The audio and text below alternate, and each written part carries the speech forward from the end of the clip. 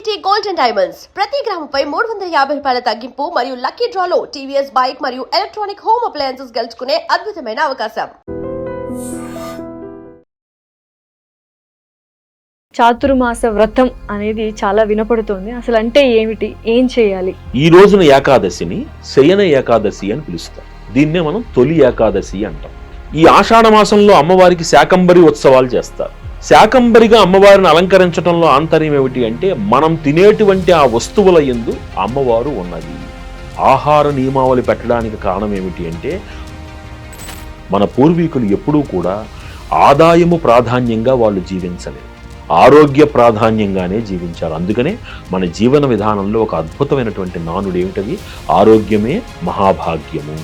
ఇప్పుడు మొత్తం ఆదాయం కోసం పరిగెత్తడమే అయిపోయింది. ఆరోగ్యాన్ని కొని తెచ్చుకొని మరీ పాడు చేసుకుంటున్నాం. ఆరోగ్యం ఏముందిలే, టాబ్లెట్ వేసుకుంటే వచ్చేస్తుంది అనుకునేటువంటి అతి హీనమైన ఆలోచన విధానంలో మనం బతుకుతాం. అందుకనే ఒక మాట అంటారు, అద్భుతమైన మాట అంటారు, if wealth is lost nothing is lost, if health is lost something is lost, if character is lost everything is lost. నమస్కారం గురువు గారు. శ్రీరామరాజు. ఎలా ఉన్నారు? బాగుంది. మీరు ఎస్. సో ఇప్పుడు ఏకాదశి ఆల్రెడీ వచ్చేసింది కాబట్టి చాతుర్మాస వ్రతం అనేది చాలా వినపడుతోంది. అసలు అంటే ఏమిటి, ఏం చేయాలి? నిజానికి ఇందాక మనం చెప్పుకున్నటువంటి గురు పూర్ణిమ నుంచి మనకి చాతుర్మాస వ్రతం. చాతుర్మాసము అంటే 4 మాసములు. ఈ 4 మాసములు మనకేమిటంటే 2 ప్రమాణాలు కనబడుతున్నాయి. ఈ రోజున ఏకాదశిని శయన ఏకాదశి అని పిలుస్తారు. ఏమండి, దీన్నే మనం తొలి ఏకాదశి అంటాం. ఏకాదశి ఎందుకంత గొప్పది, ఏకాదశి అనేటువంటి తిథి వలన ఏమిటి ఉపయోగం, ఇవన్నీ తెలిసే ఉంటాయి. మురాసురుడు అనేటువంటి రాక్షసుని సంహరించడానికి ఆ మురాసురుడు బియ్యంలో దాక్కుని యుద్ధం చేశాడు కాబట్టి ఆ మురాసురుడికి ఇష్టమైనటువంటి బియ్యాన్ని ఏకాదశి నాడు తినకూడదనే నియమం పెట్టి ఏకాదశి ఉపవాసాలు మనకి ఇవ్వడం ఇవన్నీ జరిగాయి. దీని తర్వాత వచ్చేటువంటిది కార్తీక శుద్ధ ఏకాదశిని ఉత్తైన ఏకాదశి అంటారు. అప్పుడు స్వామివారు మేల్కొంటారు. ఈ 4 మాసాల సమయాన్ని చాతుర్మాసము అంటారు. 4 మాసాలు. దీనిని ఒక వ్రతంగా ఆచరిస్తారు. ఏమిటి వ్రతము అంటే, ఇప్పుడు వర్షాకాలం.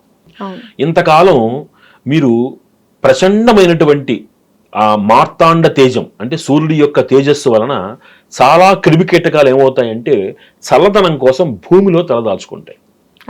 భూమి పైకి రాలేవు, తట్టుకోలేవు ఆ వేడిని.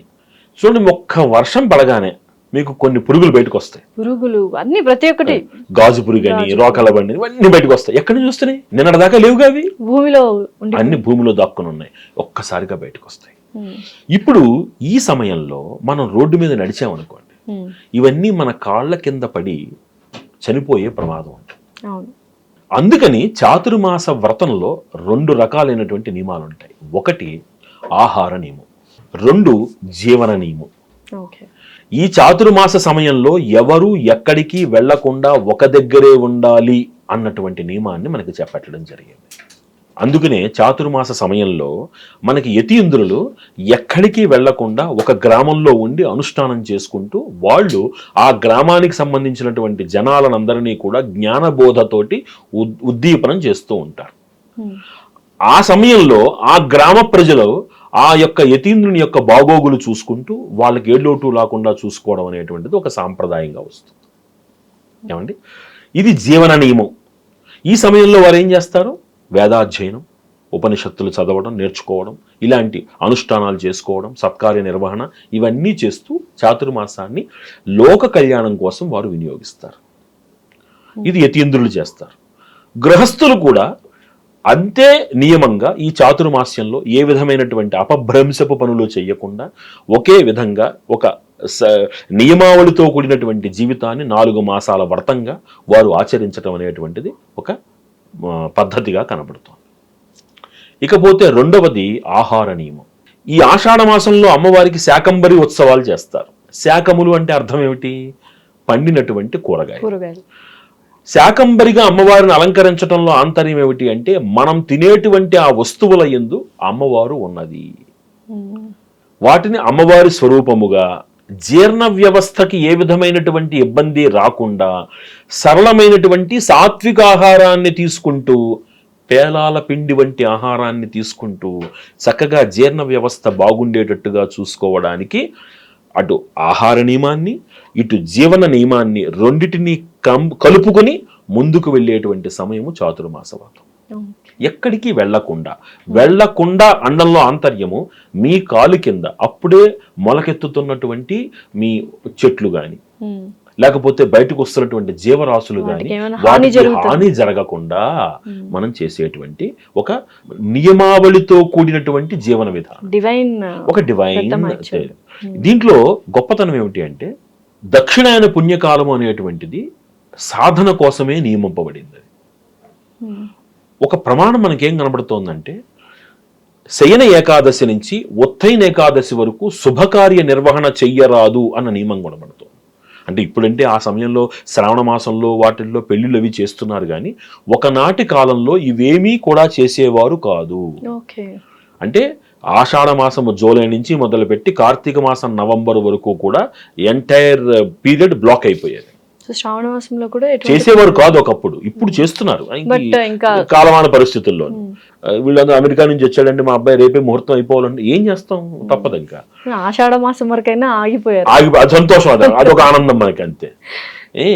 ఇవి ఈ నియమావళితో కూడిన జీవన విధానం పెట్టడంలో ఆంతర్యం ఏమిటంటే ఇది కేవలము అనుష్ఠాన ప్రాధాన్య సమయము, సత్కార్య ప్రాధాన్య సమయము. ఆహార నియమావళి పెట్టడానికి కారణం ఏమిటి అంటే ఋతు మార్పులు మీ శరీరాన్ని బాధించకుండా మిమ్మల్ని మీరు సశక్తుల్ని చేసుకునేటువంటి ఒక విధానము. అందుకే చూడండి బోనాలు ఆషాఢంలో వస్తాయి. బోనాల్లో పెట్టేది ఏమిటి, చక్కగా మీకు దాని ఏమంటారు పెరుగన్నం, పులిహోర, పులగం, కూరగాయలన్నీ కలిపినటువంటి ఇవి దాన్ని ఏమంటారు కదంబం, దాన్ని కదంబం అంటాం. తర్వాత చక్కెర పొంగలి, ఆ పాలతో చేసినటువంటి చక్కెర పొంగలి. ఏమిటివన్నీ ప్రతి ఒక్కటి ఆరోగ్యానికి సంబంధించింది. మన పూర్వీకులు ఎప్పుడూ కూడా ఆదాయము ప్రాధాన్యంగా వాళ్ళు జీవించలేదు, ఆరోగ్య ప్రాధాన్యంగానే జీవించారు. అందుకనే మన జీవన విధానంలో ఒక అద్భుతమైనటువంటి నానుడు ఏమిటది, ఆరోగ్యమే మహాభాగ్యము. సో ఇప్పుడు మొత్తం ఆదాయం కోసం పరిగెత్తడమే అయిపోయింది, ఆరోగ్యాన్ని కొని తెచ్చుకొని మరీ పాడు చేసుకుంటున్నారు. అంటే ఆరోగ్యం ఏముందిలే టాబ్లెట్ వేసుకుంటే వచ్చేస్తుంది అనుకునేటువంటి అతి హీనమైన ఆలోచన విధానంలో మనం బతుకుతాం. కానీ ఇప్పుడు అది మారిపోతుంది అని అర్థం, మారాలి అని కోరుకుందాం, డెఫినెట్లీ పూర్తిగా మారాలి. ఎందుకంటే మీరు తినే ఆహారం, మీరు మీ జీవన నియమావళి, మీ జీవన శైలి, ఈ మూడే మిమ్మల్ని నిర్దేశిస్తాయి. ఆ మూడు ఇందాక చెప్పుకున్న నాగరికత గురించి చెప్పుకున్నాం. ఒక చక్కటి నాగరికతలో పెరిగినటువంటి వ్యక్తి ఎప్పుడు ఆరోగ్యంగా ఉంటాడు, ఎప్పుడు ఆనందంగా ఉంటాడు. ఆ నాగరికతే లోపించినప్పుడు మనం ఎంత సంపాదించే ఉపయోగం ఏమిటి? అందుకనే ఒక మాట అంటారు, అద్భుతమైన మాట అంటారు, if wealth is lost nothing is lost, if health is lost something is lost, if character is lost everything is lost. అంతే, వ్యక్తిత్వము ఆరోగ్యం ఈ రెండు చాలా ముఖ్యం. కాబట్టి మన ధర్మంలో ఉన్నటువంటి సూక్ష్మాన్ని అర్థం చేసుకోండి. ఎక్కడో ఏదో ఉందని పరిగెట్టకండి. ధర్మం ఎప్పుడూ కూడా మీరు ఆచరిస్తే ఈ రోజున మీకు ఫలితం ఇవ్వకపోవచ్చు. ఎందుకంటే మనం కర్మ సిద్ధాంతంలో బతికేటువంటి ఒక వ్యవస్థ మనది. ఈ రోజున మీ ధర్మము మీకేదో ఇవ్వడం లేదని మీరు భావించవచ్చు. ఎందుకని భావిస్తున్నారు అంటే మీరు పక్క వాళ్ళతోటి పోల్చుకుంటున్నారు. కానీ ఆ ధర్మము మిమ్మల్ని ఎప్పుడూ కాపాడుతుంది అని ఒకనాటికి మీ జీవిత సత్యం మిమ్మల్ని అర్థం చేసుకునేలా చేస్తుంది.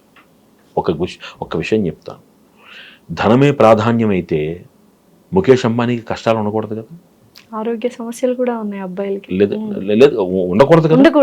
కానీ మరి ముఖేష్ అంబానీ కొడుకు పెళ్లిలో అతను చెప్పిన మాటలకి ముఖేష్ అంబానీను నీతా అంబానీ ఎంత ఏడ్చారండి అతని ఆరోగ్యం గురించి.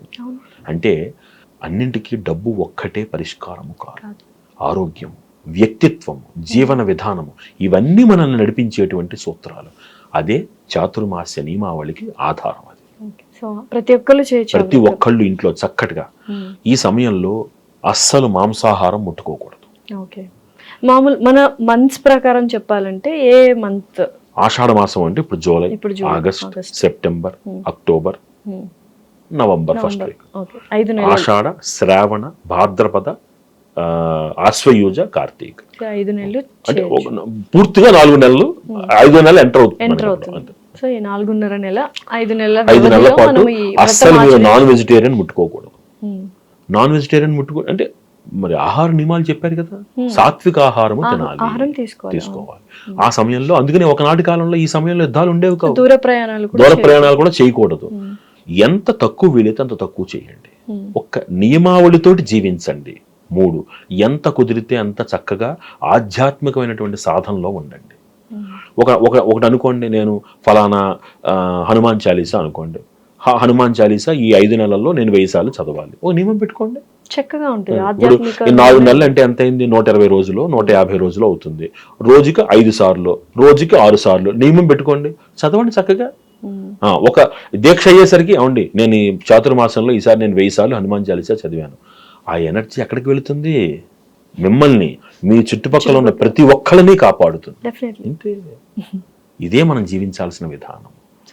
నా గురించి కాదు, నాతో పాటు ఉన్న వాళ్ళందరూ బాగుండాలి. సో ఆరోగ్యము, వ్యక్తిత్వం చాలా ఎంత చెప్పాను. If health is lost, something is lost, but character is lost, everything is lost.